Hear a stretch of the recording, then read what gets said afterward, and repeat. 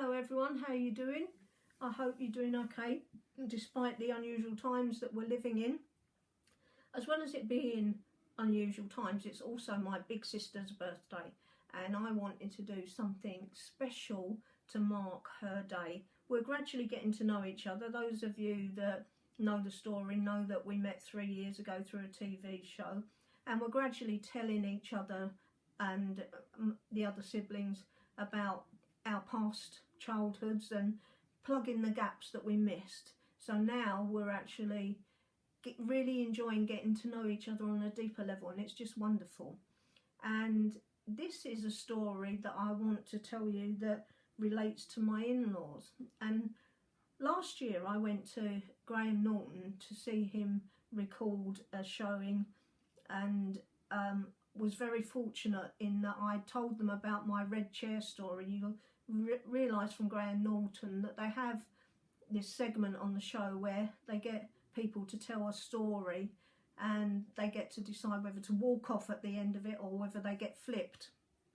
And I was all prepared to do this story and everyone thought it was a brilliant story, but when I arrived, because I had a walking stick, they wouldn't let me tell the story because they said I might hurt myself being tipped in the chair. Well, the chair doesn't go that far and I really wouldn't have hurt myself, and I'm quite capable of taking my own risk. But anyway, health and safety, so I didn't get to tell the story.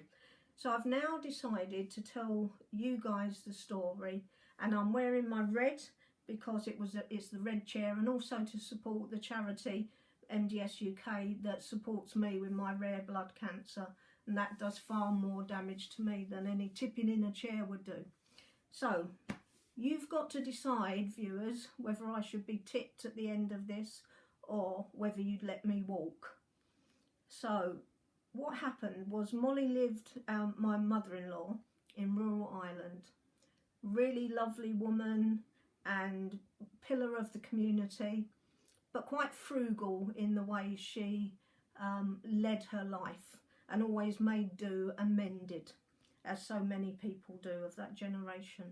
And she phoned one night and she'd been out playing cards with people from the village. They'd been out on a whist drive, and all the windy roads, by the time she got home, she'd had a big dinner while she was out as well, and she got sick. And after she'd flushed the toilet, she realised that her teeth were missing, and it was the bottom set that had gone, because that's all she had. And we said to her, "What do you mean your teeth are missing?" She said, "Well, they must have gone down the toilet. I must have flushed them away. They're just gone. They're not. I haven't got them." So we said, "Well, Molly, are you going to get yourself some new dentures?" She said, "What do I need to do that for at my stage in life?" So anyway, that's how it left, and it made it quite interesting watching her eat her dinner, because especially if she had something hard to chew on, she'd chew on it for quite a long time. But anyway, what happened one night, she rang and she said, "You never guess what? I got my teeth back." And we were like, "What do you mean, Molly, you've got your teeth back?" She said, "Yeah, well, the workers came and they were working on the septic tank out the back." And you go, "Yeah." And someone came past and they put my teeth on the wall outside the septic tank. And so they knew that, you know, my teeth had gone missing, so they gave them to me. So we said to Molly, "Well, Molly, how did you know they were yours?" And she said, "Well, they're feckin' fit, don't they?" What do you reckon, listeners? Do I stay here or would I get tipped?